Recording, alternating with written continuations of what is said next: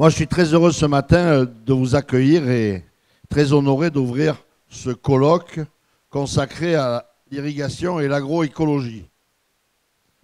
L'initiative de ce colloque revient à 3 organisations majeures qui œuvrent chacune à leur niveau, qu'il s'agisse de recherche ou de développement, dans le domaine de l'agriculture irriguée.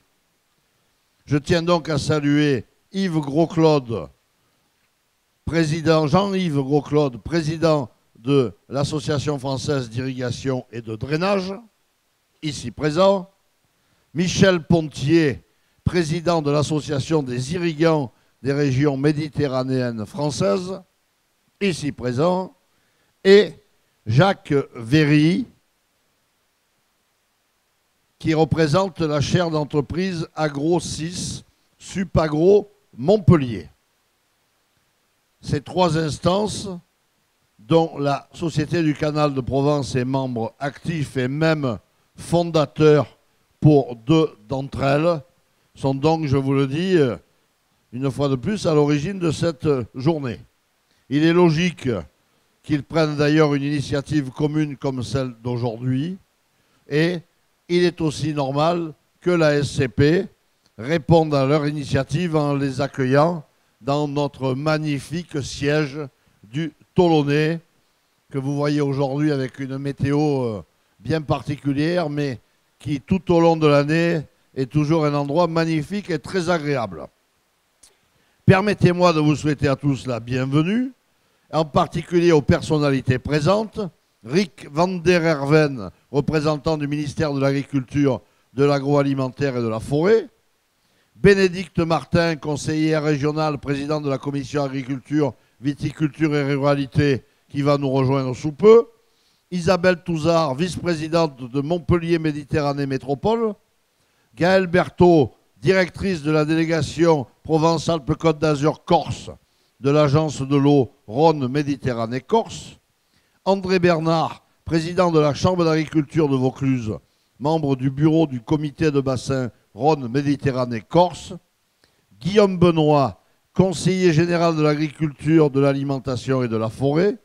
Michel Pontier, président de l'AIRMF, nous l'avons déjà cité, comme Jean-Yves Gros-Claude et Jacques Véry.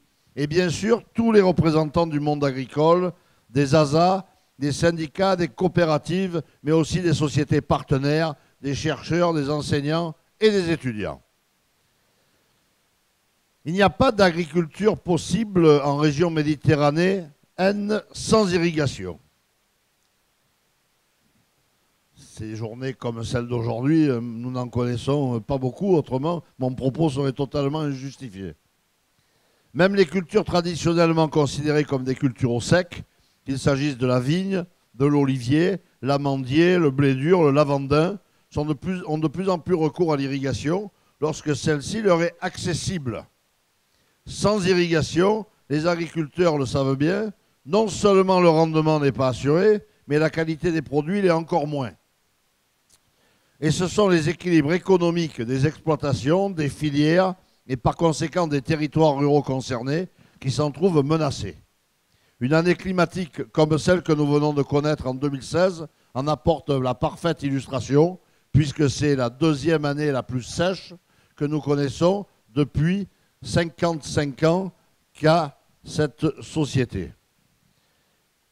Nous savons qu'à l'échelle de la planète, les défis à relever pour l'agriculture mondiale sont gigantesques. La FAO affirme que la production alimentaire mondiale devra s'accroître d'au moins 60% d'ici à 2050 pour satisfaire les besoins élémentaires de près de 10 milliards d'êtres humains. Pendant ce temps-là, les terres labourables sont partout menacées par l'urbanisation, l'élévation du niveau des mers et la désertification. Les effets du changement climatique se font déjà sentir et de nombreux systèmes agraires se dégradent, en particulier en Asie du Sud, en Afrique de l'Ouest et sur la rive sud de la Méditerranée. Avec les sécheresses récurrentes, le manque d'accès à l'eau, d'irrigation et la croissance démographique, les tensions sociales et les phénomènes migratoires de grande ampleur s'amplifient. On en a d'ailleurs déjà la preuve aujourd'hui. Il ne s'agit plus de fiction catastrophique, mais bien de la réalité vécue aujourd'hui par des populations tout entières dont la presse témoigne quotidiennement.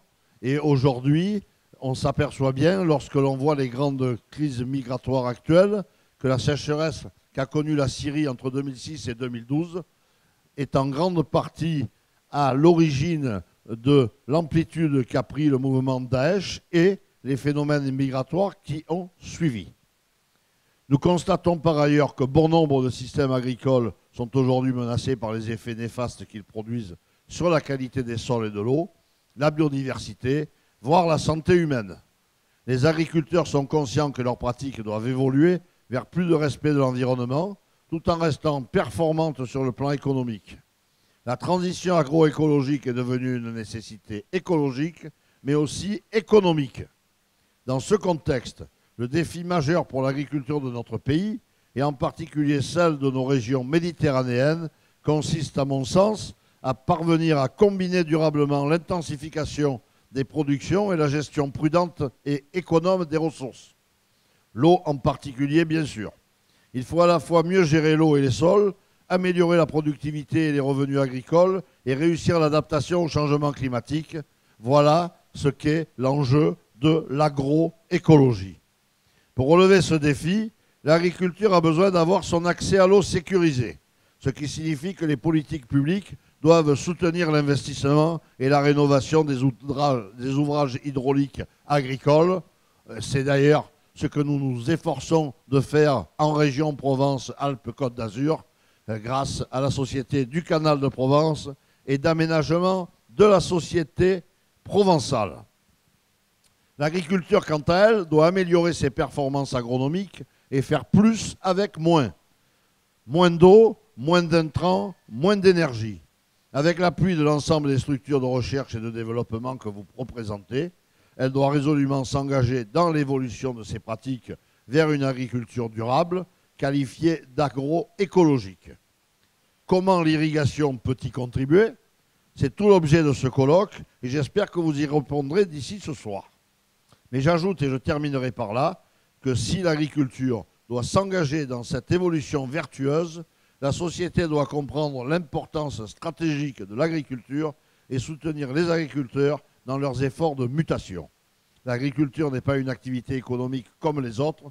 Elle ne peut pas être une simple variable d'ajustement des politiques environnementales. Elle a besoin de véritables politiques d'aménagement et de développement qui prennent en compte les enjeux locaux, mais aussi les enjeux globaux évoqués plus haut. Alors, je compte sur vous. Je vous souhaite une journée fructueuse. Et avant de lâcher ce micro, permettez-moi de saluer et de remercier en votre nom à tous le directeur général de la SCP, Bruno Vergobi, de nous accueillir aujourd'hui.